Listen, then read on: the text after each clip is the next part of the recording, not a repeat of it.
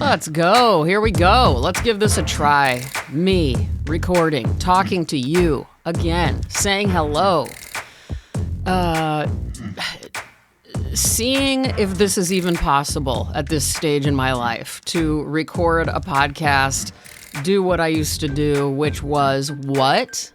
Read to you, number one. I believe I can read to you. Like if I didn't do any greeting and didn't feel the need to like check in and ask you questions and stuff, I could have done this all along. Just read you. So I've got a book right here. I just pick up a book, read it to you. Pick up the Oxford Dictionary of Difficult Words right here by my side. Read one. In fact, we could start by doing that. Here we go. All right. Here we go. I'm just going to open it up. You know what I didn't do is I did not bring my glasses in here. So we can't do. I see I'm on an F page and it starts with, I believe, flammable and ends in florid. Now, that's page 177 of the Oxford Dictionary of Difficult Words, and based on my current eyesight, that's all I can see. So we'll get back to that. Let's do, you know what we'll do instead? It's everybody's favorite segment of the podcast. It's called Question Corner, everybody. Let's get into some questions. Let's get you thinking about things. Let's dive deep. You know I'm curious about you guys. That's number one. So here are some things I'd like you to answer. Okay, Question Corner. And go ahead and email me. You know the drill. What's the email address here? Well, as you could just hear, apparently my thing is... Hold on. Here we go. What's it called? Me reading stuff? No. Yeah, me reading stuff at iCloud.com. You can email me directly there. All right, Question Corner, everybody. And if you want me to read your answers on the air, let me know. Say, hey, yeah, you can read my answers. I don't do that very often, do I? But I can, if you'd like. Would that make you feel good? I can. Just let me know if you do or do not want me to read your answers on the air, because this is kind of fun. I guess I've never done that, have I? Sometimes I answer your questions on the air. So if you've got any questions for me back, go ahead and let me know. First question I have for you. What is the last party you went to? And was it fun? Did it suck? What did you eat at this party? You know that's really all I really care about. I want to know what was served at this party. Now, if you had this party, it doesn't count. I want to know about you attending a party. Did you get dressed up or was it really super casual? Do people even like wear, when there's a New Year's party on TV or movies, it's always people are wearing silver sparkly outfits. And, I don't know. I'm just thinking of sparkles. Did that happen on your New Year's? Happy New Year's, by the way. New Year's 2026. Here we are, 2026. I don't think if you would have told me as a high schooler in the 90s, I wouldn't have even thought the world was still going to be around in 2026. So this is kind of wild to me. I can't even believe it. I'm going to be 49 this year. And to some of you listening, you're like, well, that's still really young because some of you guys are older, but a lot of you guys are younger. I think the majority of my listeners are younger than me. So it's just crazy. Life, you guys, this is not going to be news to any of you, but it goes by fast. Listen to your elders, okay? They were right when they say that. Anyway, tell me about your party. Last party I went to, don't even think I've been to one. Let me really think about this. I don't think I've been to a party since I've lived in Washington State. And I moved here in 2019, everybody. That is a fact. That's a fact. That's not a lie. That is crazy now that I think about it. I mean, that's what you get when you proclaim, like, the first thing I want people to know about me seems to be, hi, I'm Robin O'Neill. I hate going to parties. But now all of a sudden I'm kind of obsessing about the idea of a party. I would love to go to a Martha Stewart type party, like somebody who has parties like that. Sign me up. Just to be a fly on the wall and to eat the food and to look at the amazing, tablescape. Anyway, should I change this attitude? Should I have accepted more parties in my life? Is it a problem? I don't think so. I mean, I'm an Enneagram 5. I want everybody to leave me alone most of the time. What do you want from me? Okay, next question. What is your biggest complaint about your personal life right now? I'm not talking about the state of the world or politics, because we could obviously all go on and on about that right now. But what about your personal life? And again, I know that our personal lives are also tied to the world politics and world events. You guys know what I mean. I mean something as simple as, like, right now, this is not my biggest problem. My biggest problem is my health, and I am still doing not well. And I would say my second biggest problem is, like, if you were to be specific, it's the fact that my heart is bothering me all the time. And then next specific, I would say that I have 0% energy. I have no energy. I could sleep 24/7 and it still wouldn't be enough. But here's my biggest complaint, even though those are all my biggest complaints. If I were to put health aside, because that's like, it's getting real old for me to even talk about my health or think about it. I have this pile to the right of me right now here in my office. Actually, I have a few piles. One of them is extremely distressing, depressing, and personal. The other one, here, I'll tell you what I see. I see there's a lot of cardboard boxes, number one. That's not attractive. One is a collection. This is personal too. This isn't the personal one I was talking about. It's a huge box, like bigger than a book box, full of a lot of old notebooks. When I had my nervous breakdown in 2023, I went through something like 35 notebooks or something. I'm just estimating. I have no idea. But I had, what is it called? Like scriptomania for a while, where I couldn't stop writing down every single thought I was having. Now, I already sort of have a tendency to do something like that, but in a much more controlled, reasonable, and sane way. That's how I generate ideas for drawings and whatever. This was not that. This was so extreme and so wild and so highly personal, most of it. Other things were like plans for books. I had plans for like 12 different books during this time period. Whoops, did I just kick the mic? Sorry. Anyway, I'm just looking at this and it's just endless amounts of paper, but there are things in there that I would never want to I'm never going to throw this away. But I also hate the idea of anyone ever going through this box. And it has been sitting here since about that time period, since I kind of came out of that horrible time in my life, kind of mid 2024 or maybe late 20. I don't even know when it was, late 2024. So anyway, there's that. And then on top of that is one of these things that you get at, I don't know, Walmart or Target or something. And it's a box. It's like a felt box. So it's supposed to be a place for you to put things away, but it doesn't quite look as gross as a cardboard box. And honestly, I don't know what it is. Time out. Let me just yell it at you guys. Oh my God. It's the contents of a desk.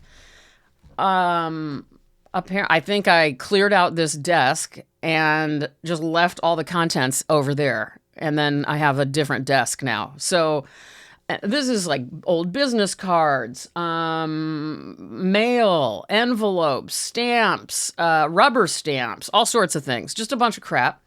And then another box, which is full of really cool things. These are on our front door, on the inside of our front door, on the, what is the outside of a door called? The frame, the door frame. I started in 2023, along with all sorts of other crazy things I did in the house. I started nailing up all around on the door frame, like old jewelry that didn't have matches. So I inherited all of my grandma's costume jewelry and a lot of things from her jewelry box and just from her house, like trinkets, like little charms and things that are like old medals from people who I have been descended from who I don't even know their names, like a little war medal and stuff. And then just odd little things. Like I have such a huge collection of just tiny little interesting things. Imagine charms, but they're not necessarily charms, right? Or pieces of an old of an old women used to put like charm type things or clips on their fancy shoes when they would go dancing, things like that. And so I have a collection of those things where I never finished this project. So it's only on about an eighth of the door frame, and I want to do the entire door, and it looks really cool, but I just never got around to the rest. And then I have really beautiful nails, like antique looking nails that I've found and stuff like that. So even the nails that I hammer them up with are attractive. So I have that, and it's not cool to look at because it's like all of these things are in little snack bags, like Ziploc bags for your little carrots or whatever. So there's nothing beautiful, and then all of those dumb bags are in a disgusting old cardboard box. Okay, that's it for that section, along with also an air purifier that I have it's sitting there because I'm out of those expensive filters that they come with, and I don't really feel like paying for them. So I guess when spring comes, I'm going to need them because I'm so allergic to everything. But God, this is an endless dumb story. Oh, and also I even got a handyman in 2023 to come and help me put up whiteboards in this office. Because I really thought, I was like, oh man, I've got these 12 books to write. I'm going to need to stay organized and get all of my thoughts. Since I was also doing the hypermania or scriptomania or whatever, I was like, I've got to also have some of it written on these marker boards. And I was using them for a while. And now it's just all sorts of dumb pieces of paper magnetized onto them and all sorts of other things. I see something like that I've tried to erase, but once you've had marker on your whiteboard for too long, it's harder to erase. So I can't seem to erase it without getting some sort of spray, which I figured out hand sanitizer is the best remover for me. I always have spray hand sanitizer, and so I use that. But I haven't gotten around to this. And it says buy a lawnmower. That was something I was going to do a couple years ago. Never did do it. And then look into boxes for mailing. Don't know what that means. Podcast sponsors. Okay, I must have written that on 2023 because, oh God, yeah. By the way, that never happened. So that is that's my biggest complaint. Sorry, back to question corner. So tell me about your party. Tell me what your biggest complaint about your life is right now. By the way, I didn't complain about the other part of my office floor, which is a really dark story. I'm not even going to get into that one right now, but there's a cliffhanger. If you want to know about it, I'll tell you about it. It has to do with old personal photos. And then I want to ask you guys, because I like to flip this, because I need to flip this for myself. What is the best thing about your life right now? So what is your anti-complaint? I don't know what what is the opposite of complaint? I don't even know. Praise? But mine would be, I do not know. I do not know. I'll get back to you on that one too. But what is yours? I would love to hear the best thing about your life right now. Honestly, one of the best things about my life, besides the fact that I have an amazing love, Damien, and somebody who I can't imagine going through what I've just gone through over the last year without him being just unbreakable and also just being such a cheerleader for me and just so kind. And he's also gone through so much trauma with everything that has happened with my health, and he's just remained resilient and keeps inspiring me, and I don't know, is understanding and encouraging of me when the last thing I want to do is admit that all I want to do is sleep. And I'm like pretending like I have the energy to actually do a few things. And he's well aware that I don't have the energy. And he doesn't like stop me from doing anything, but kind of gently reminds me that it's completely okay to just go back to bed. And I need that so badly. And he's always doing that. So that's great. I mean, it's just endless. But the other great thing, like a more kind of, I don't know, it's not the biggest deal, but but it is. Taking walks. I am so, like, today I took a walk in the rain and got completely drenched and did not care. It was so, in fact, I loved it. And it was freezing cold, and I was just in complete heaven. And no matter what is going on with my heart's not feeling well, I can still walk. And in fact, I'm supposed to walk. I have to go to the gym. I graduated cardiac rehab. Last we spoke, I think I was in cardiac rehab. And I graduated cardiac rehab somehow. And now on the days when I would be going to cardiac rehab, I walk to a gym that's just right down the street from me. And believe it or not, I love that too. I'm just on a treadmill or elliptical, just keeping my cardio going. It's in fact the only time, most of the time anyway, it's the only time that my heart feels good. When I don't feel all of these palpitations and stuff is when I'm actually exercising and getting my heart rate up. So in some ways, if I could exercise 24/7, I would, because it's the only time I get relief. But I'm also so tired that I can barely do it. Does that make sense? But anyway, walking around this small town I live in and enjoying the cool air of this winter season and rain and the birds, I feed my birds all the time. Those are the best parts about my life also. And that's it for Question Corner. I'll just give you guys 3. The party, the complaint, and the praise. Go for it. All right, what's next?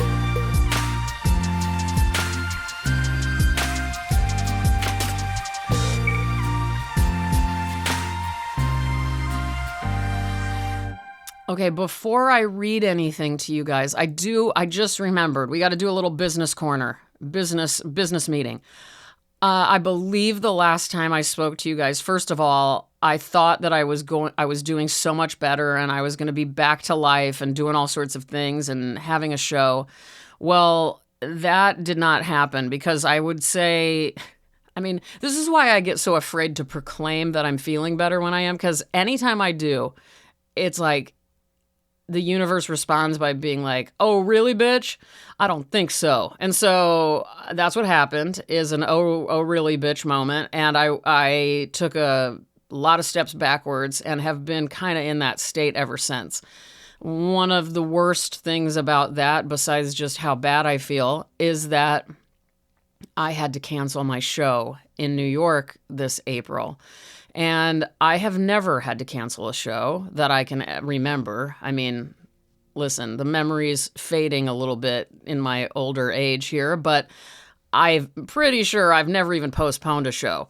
So I have postponed one show, but I've never canceled a show outright like this. And so there was just one day towards the end of last year where I'm like, there's no way this is happening. I have to face the facts, or maybe sometime around October. And luckily, my gallerist, Susan Inglet, was more than understanding and said, "I thought we might be rushing you anyway, so no, just get well." And so don't know when the show's going to be, but I do not have it in me to make a show. Little did I know that so much of, at least for me, creative power and energy comes from a place of health. When you are battling the kind of shit that I'm battling, the last thing that I am able to do is to actually access that part of me. And therefore, I am losing my identity like fast. I'm trying to remember, like, who am I? And it turns out, this is the cruel thing about life, is that your identity is not your career. Your identity is not even your calling necessarily. Your identity is something much more innate to being just a human being than that. And I have struggled with this my whole life. So, again, it's like, I don't understand how I can feel valuable without all of this other stuff that I do with myself. And that is obviously flawed, something I've been working on for years. But now that I really just cannot do it for health reasons, it's even more devastating. Do you know what I mean? I don't know if I'm making sense, but I'm not doing so well mentally because of it. Now, that being said, I am doing well because I think I'm kind of, I don't know. I am super tough or something. I'm starting to realize that's one compliment I would give myself. I mean, I feel like I'm complaining a bit here, so maybe I don't sound tough, but I've gotten through unimaginable things over the past year, and I continue to do so. And I keep getting like slapped in the face by life, and I just keep going somehow. And I like today is a good example. Today is Friday, January 8th. All I wanted to do, and I told Damien, he was getting up to go to the studio today and record music, and I said, I got to be honest with you. I do not think I can get out of bed today. I think, and I had a lot of plans for today. Oh, today is actually Thursday, January 8th. I just realized. And he was, of course, like, well, you should like set the sleep number to gravity mode. That's our bed. And you can get in this gravity mode. It's so comforting. And just watch the facts of life and do crosswords and read. And I just somehow, instead of that, I woke up. I mean, I got out of bed. I made myself my omelet. I then took care of something health insurance wise, which was a nightmare, but I did it. Didn't get resolved either, by the way, which normally that would have thrown me off. But I was like, well, nothing ever gets resolved from the way that I see life these days. So no big surprise there. I'll have to deal with it another day. I did my best. And then I put on my coat and walked in the rain to the gym, got on the elliptical for 45 minutes. Sure, I was only on level 1 and was barely moving, but I did it while watching The Facts of Life on Tubi on my little phone, and got done with that. Walked to the coffee shop, got myself an oat milk latte, then decaf, of course, because I'm sure some of you might have been like, oh, she's having heart trouble and she drinks coffee. What the fuck's going on there? Of course I don't. I haven't had caffeine in I don't know how long. Then I walked through the park on the way home in the rain and just kind of had some thoughts, and then came home, and somehow something occurred to me finally. I was like, Robin, you have a little bit of energy. Why don't you record a podcast? And I definitely wanted to let you guys know that I will not be having my show at Susan Inglett's in April. That seemed important. I also wanted you guys to know that I've missed you and that I'm trying my hardest to get back to my life. And I know you guys are all, and it's not like anybody's like, oh man, somebody's at the door. Hold on. Okay, sorry about that little interruption. It gave me a chance to go get my glasses, and as promised, I will. And by the way, I have no idea what I was talking about a second ago. But I have my glasses, and now I can read you guys something from the Oxford Dictionary of Difficult Words, and then we're going to do a little reading from the new Agnes Martin book I got. Damien gave me this book, and it's from Pace. It was just published. It's called On Beauty, and it is edited. It's a collection of writings of the artist Agnes Martin, and it's edited by Millie Glimcher. And most people I know who love art seem to love Agnes Martin. I have not met many people who don't like her work, and I love her, and I love her as a person. I love interviews with her. If you don't know her work, go ahead and look her up. Really, really beautiful paintings and drawings. So, okay. Randomly going to the Oxford Dictionary of Difficult Words. Let's find one that's fun. I'm going to find one that I do not know what it means. Okay, here's one right here. It says presbyter. It's Presbytr.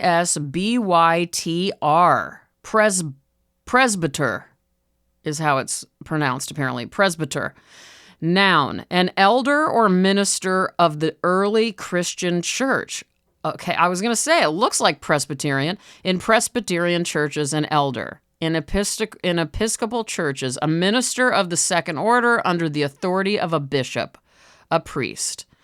So, presbyter, an elder or minister of the earth. Okay, now I know a new word, a presbyter. I wonder how often that's actually even used. All right, I'm going to give you guys one more because I want to find another word. I mean, that one was fine, but it wasn't that good.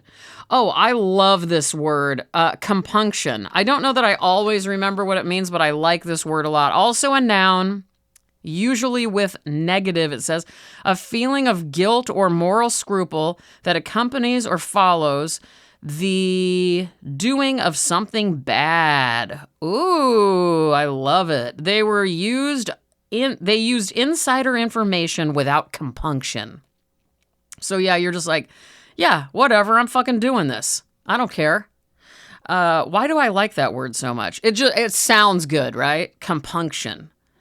So doing something, a feeling of guilt or moral scruple that accompanies or follows the doing of something bad. They used insider information without compunction. Oh, without compunction. See, I clearly don't know what this word means, even when I'm reading the definition.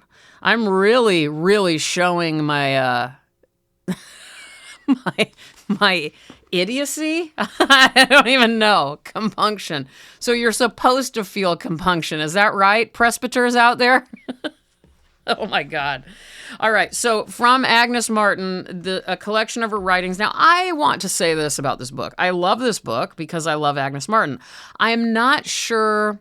I'd like to now that I've read it, I'd like to do a deeper dive into how this was edited because it's beautiful. I love things like this. It just looks like little snippets, like little sentences, one by one throughout the whole book. So it's not necessarily, oh, here's an essay by Agnes Martin. It's almost as if you could have Millie may have even just taken pieces of interviews or snippets of writing and just put them in here in whatever order they wanted.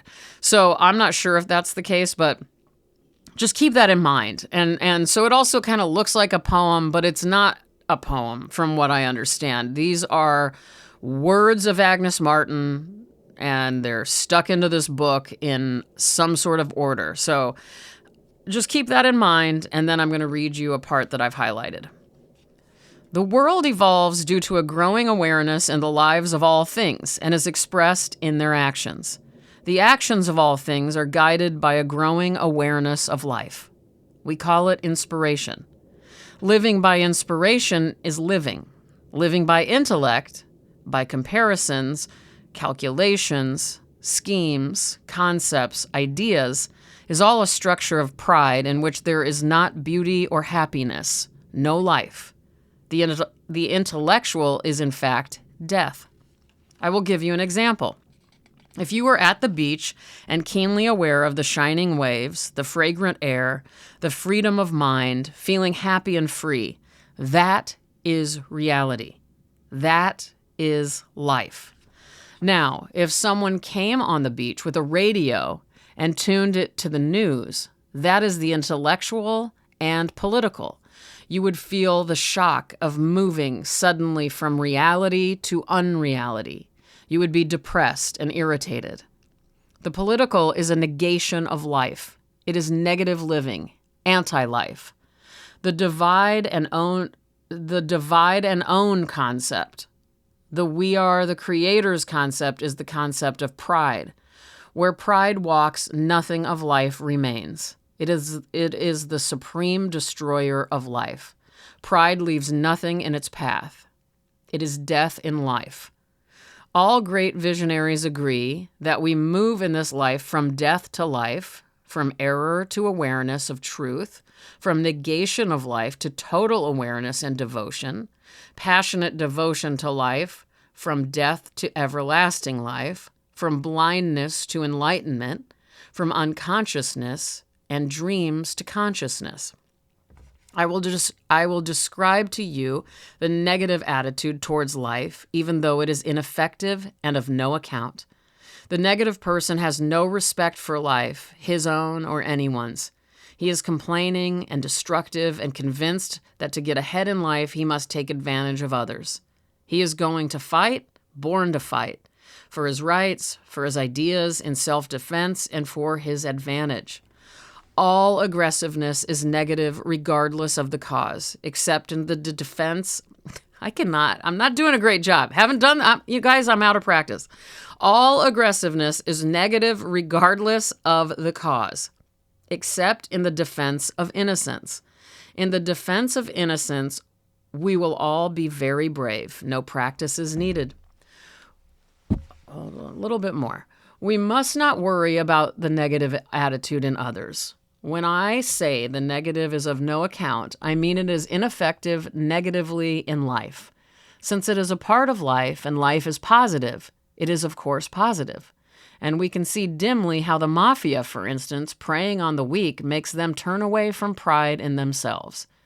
Evil in life is the actions that result from lack of respect for life.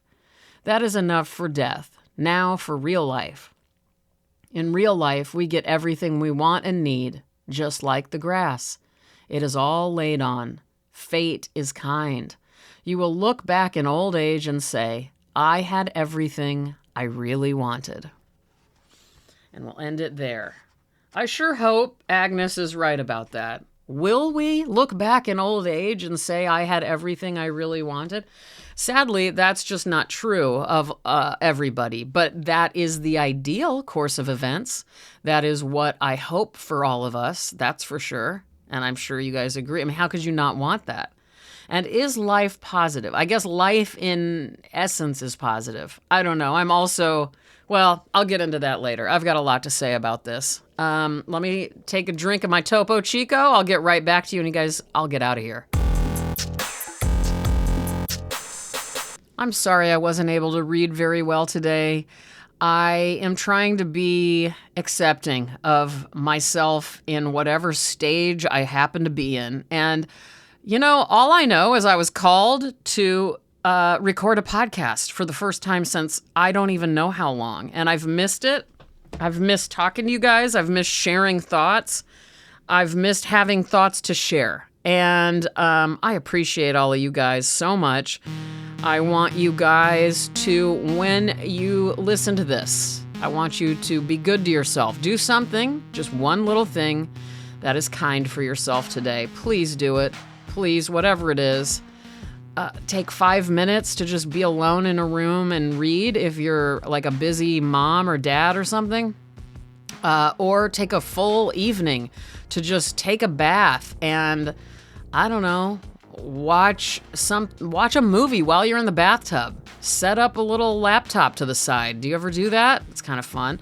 A lot of people don't like baths. So if you don't like that, I don't know, make some muffins and make a cake. Go get something for yourself at the bakery. Make one of your favorite recipes that you haven't made in a long time. Reach out to a friend or an aunt or an uncle or an aunt if you say aunt. Whatever you need. It's funny, we have two ways of saying aunt. I say aunt because I'm from the Midwest. And then uncle, we say it the same way. Unkel. What if it was like aunt and unkel, or aunt and uncle? Anyway, you guys are the best. I hope to talk to you guys again soon. What else can I say to you guys? Not much. It was good to be here, and thank you for your well wishes, as always. I love you guys. Talk to you soon. Bye-bye.